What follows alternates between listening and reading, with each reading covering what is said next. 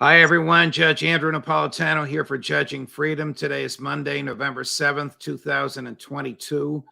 It's about 2:50 in the afternoon here on the East Coast of the United States. My guest today is a longtime friend and colleague who's at work I admire very, very much, John Lott. Professor John Lott is an economist, a world-recognized expert on guns and crime, and is the president of the Crime Prevention Research Center. He's taught at major universities. He advised the Justice Department. He's really the go-to person on the relationship between guns and crimes, and his statistical analyses will blow you away, as you'll find out in just a few minutes, because they defy what the government has been telling us. John, it's always a pleasure. Welcome back to the show. It's great to talk to you. Thank you. The FBI recently released data, which you have argued in a brilliant piece in Real Clear Politics, that its data is faulty and it obscures the successful defensive gun use, so that the FBI is attempting, by using very faulty data, you'll tell us in a minute just how faulty, to make the argument that the idea that a bystander with a gun, that a good guy with a gun can stop a bad guy with the gun. Right. So first tell us what the FBI concluded, and then tell us how they got there. And then you and I will talk about all the data and information they innocently or intentionally overlooked. Right. Well, this stems from work that I was doing while I was at the Department of Justice up until January last year. The FBI puts out what they call active shooting reports. These are instances where a gun's fired in public, not part of some other type of crime like a robbery or a gang fight over drug turf. It includes anything from a gun being fired at just one person and missing, all the way up to a mass public shooting. They claim over the 8 years from 2014 to 2021 that there were 252 of those active shooting cases in the United States, and that 11 of those, or about 4%, were stopped by armed civilians. Police don't collect this data, and so what the FBI has done is that they've paid a total of about $66.9 million to do this and some other things to a group of academics down at Texas State University to go and do news searches for these cases. And when I was at the Department of Justice, or even before that, I've gone to the FBI. I pointed out that they've been missing cases here. And unfortunately, we live in a world right now where even when you get them to admit that they've missed a case, they won't fix it. And what I think, when we've gone through and looked at this, and we haven't spent the millions of dollars that these people at Texas State University spent. We spent literally just some thousands of dollars. So I make no claim that I found all the cases. But we say that there's about 360 of these active shooting cases as compared to their 252. And rather than 11 being stopped by armed civilians, I would argue it's at least 124. So virtually all the cases that they missed are instances where an armed civilian stopped the attack. And there's also 5 cases that they misclassified. The civilians stopped them, but they said that we're not going to count those as civilians because we're going to say that armed security guards stopped them. So for example, you have the church shooting near Fort Worth, Texas in December 2019, where a man came into a church, fired his shotgun, killed 2 people, and then parishioners fired at him and stopped him. While I was at the Department of Justice, I actually interviewed the individual who stopped the attack there. And he said, look, the minister just says, look, if you have a concealed carry permit, we just automatically make you an honorary security guard. You don't get paid. You don't need to tell us. They don't even know how many people were carrying that day. The man I talked to said he guessed it was someplace between 18 and 20 parishioners were actually carrying concealed handguns at the time of the attack. So the guy picked the wrong church to go after, for sure. Right.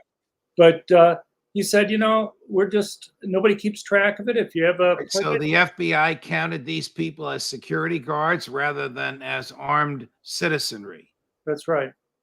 Hmm. That's Why does the FBI do this? I mean, you remember Mark Twain, there are lies, there are damn lies, and there are statistics.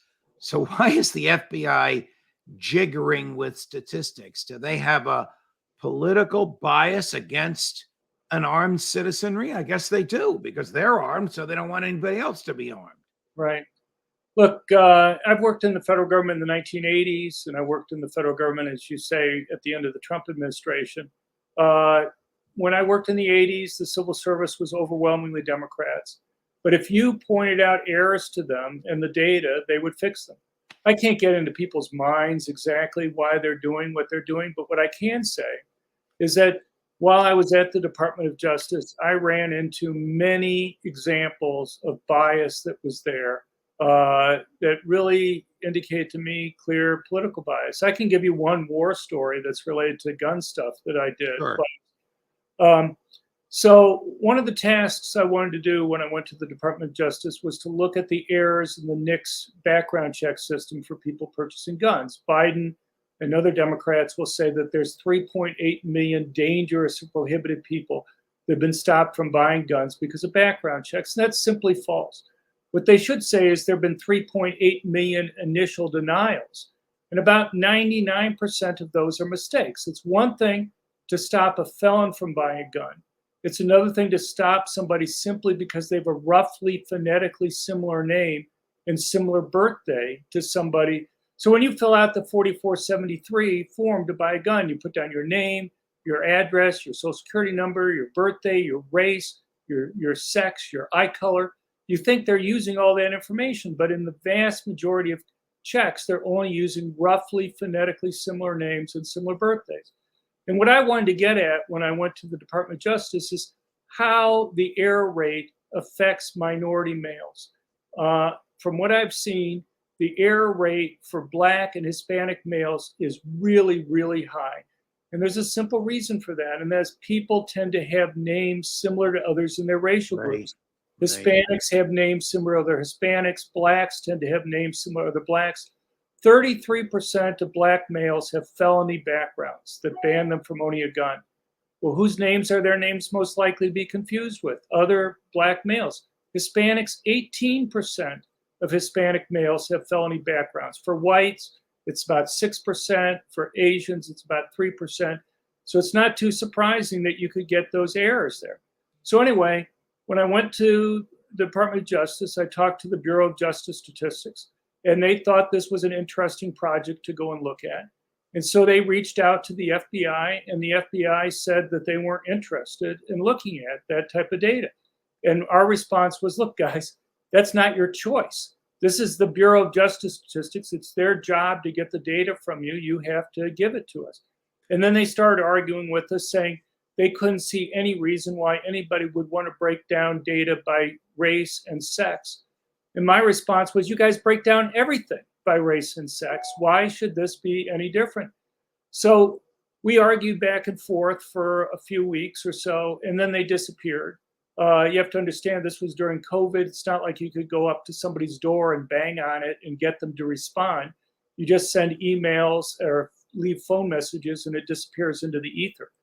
Anyway, about a month later, 2 days after the election, they get back to us and they say, well, you guys are going to have to fill out a FOIA request. This is one part of the Department of Justice. Right. Another demanding a FOIA request from another part. Wow. Right. That is a new one on me. I thought I was familiar with all the bureaucraties. Let me ask you. I just almost done. Go ahead.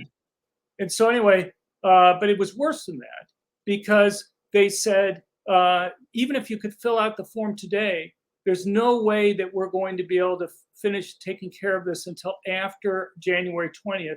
And we're sure that there's no way that the Biden administration is going to be interested in this. Anyway, it goes on, but they just basically played rope-a-dope. And even after Attorney General Bill Barr basically ordered them to work with us on this stuff, they would give us data that was faulty. We'd go back, they'd apologize. They'd give us more data that was faulty. They'd go back and apologize, and they kept on delaying until after January 20th, when the new Biden people killed what we were trying to look at. All right. Before I start asking you for your big picture conclusions on this, how can the FBI base whatever it does claim, even with statistics that it knows are faulty? I mean, stated differently, there are many states. Gary, put the chart up. This is one of your charts.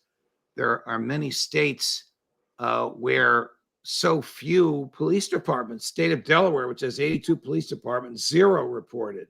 Right. Pennsylvania, 1,500 police departments, 0 reported. My home state of New Jersey, 578 police departments, 74 reported. California, 740 police departments, 13 reported. Why is that so few report? And how can the FBI claim that whatever statistical analysis they produce can bear any earmarks of accuracy when there's so many holes in it? You could take the chart down, Gary. Yeah. Well, I mean, you can't really do much of anything. And the question is, a lot of these police departments have the data. They just aren't giving it to the FBI. So like New York City and Los Angeles, you have CompStat. You can go and look it up by week, the crimes by different types of categories. They could go and turn that over to the FBI. There's no difficulty. But New York City and Los Angeles, the 2 largest cities in the country, aren't turning their data in, as well as you say, almost 40% of police departments nationwide. And just from looking through it, my guess is a lot of the ones that are tending not to report it are the ones that had the worst crime problems in 2021. Okay, so the FBI knows it has incomplete data. Right. It knows it is skewing the figure by counting a legally armed citizen as a security guard, because the minister once said, we consider you all to be security guards if you're carrying a gun and you're in a church. It knows that it has huge gaps in those figures. It still comes up with its conclusions. Its conclusions claim that good guys stopping bad guys with guns are so few and far between, it's not even a meritorious argument. So they're perpetrating a fraud on us. Big question, John. Why? But I'm a data guy. I can't get into people's minds about why they're doing it. But here's the bottom You're line. also a philosopher and a scholar, and you've been up to here with this stuff your entire career. Right. Do I think there are problems? Yeah, but I can't prove. I don't. It could just be 100% incompetence. What bothers me the most is that even when they're told that there are errors, they don't fix them. Even when I've gotten it in writing that they admit that they missed a case, they don't fix it. But just summarize. So they say 4% of active shooting cases are stopped. I say it's 34% over the full 8 years. But even that underestimates it, because I'm more confident about the most recent years of data. If you look at 2021, 49% of active shooting cases were stopped by armed civilians versus 4%. But it's even worse than that. And that is one of the things I argued when I was at the Department of Justice is you guys have to separate out gun-free zones where law-abiding citizens are banned from having guns. You can't, versus ones where they're allowed. You can't expect them to go and stop attacks where it's illegal for them to have a gun. And if 2020, one of the cases you wrote about fascinated me because it seemed to be right on point, and that is a madman who it appeared was about to begin a mass killing at a shopping mall in Indiana. Right. When a young 22-year-old young fellow lawfully carrying a weapon turned around and took him out. Right. What does the FBI say about that? That is the paradigm of why, aside from shooting tyrants when they take over the government, the paradigm of why we have the right to keep them bear arms, because the cops can't be everywhere all the time. Sure. Right. Well, they haven't released the data for 2022 yet. My guess is they'll be forced to include that case simply because it got so much news attention. But what I think that case illustrates is just the bias in the media. So, for example, within a day or two, the Associated Press, the New York Times, the Washington Post, hundreds of other news outlets had news stories that say, this guy just stopped this, but we want you to know how incredibly rare it is. And they cited the data from the Texas State University people and the FBI. I wrote people at the Washington Post and at the Associated Press. The Associated Press guy came back to me and I said, look, here's my report that I did at the Department of Justice. Here's our report that we've done afterwards. You don't need to take my word for it. Here are all the cases. Here are links to the underlying news stories so you can check it yourself. And they won't fix it. I talked to the Associated Press reporter afterwards, and he said that there was no reason to fix it because he had accurately reported what the FBI and Texas State University reports had said. And my point was their reports are in error. And again, you should look, I thought that news people would be interested if the government was putting out very faulty studies that were off by a factor of 11. Don't you think it's a news story? They're not when it goes against their agenda. And the same with the FBI. One of my viewers writes in, and this is true. Problem number one is deception and error by the FBI. Problem number two, I think you said they spent $69 million. That's not their money. That's taxpayer dollars to deceive us. So they are paying money to support an agenda which they embraced before they got the statistics to justify the agenda. Am I right? Yeah, unfortunately, I think that happens a lot where the federal government gives money to people that go and essentially lobby for the federal government to go and do what they want them to do. The problem is that the people who give out the federal money can't divorce politics from the money that they go and give out. They know the people that basically agree with them.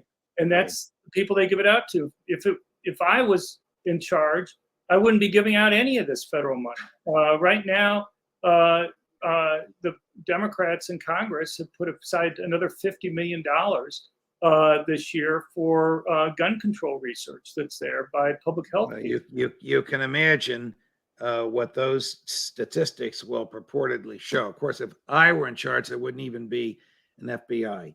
John, you're doing the work of the angels. If anyone wants to read John's greatest work, and there are many of his works that I would characterize as great, it's More Guns, Less Crime.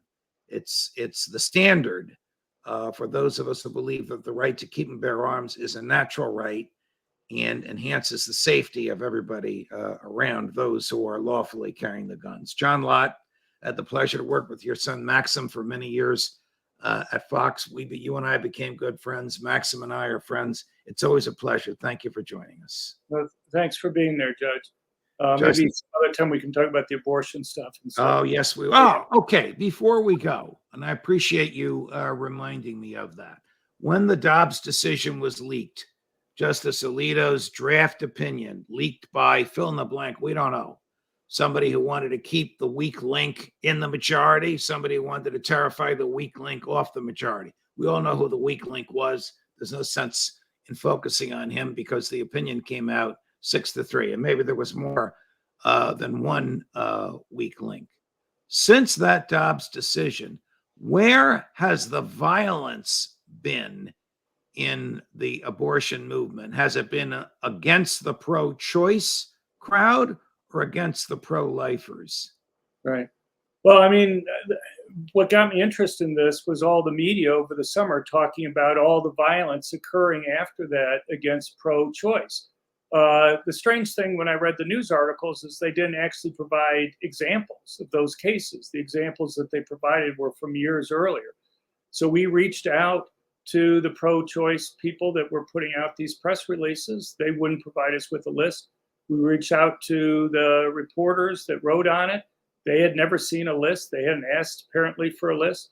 The Department of Justice does keep a list of violence or attacks against pro-choice. They don't keep a list of attacks against pro-life. They have one case in July. Say that again. The Department of Justice keeps a list of attacks, property or violence against pro-choice, pro-abortion, but they don't keep a list. They don't file any charges against attacks against pro-life.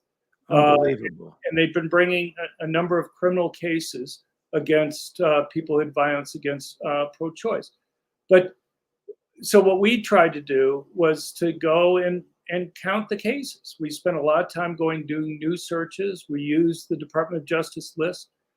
Since the beginning of May, there have been 6 attacks. Basically they're things like putting super glue in Planned Parenthood locks against pro-life.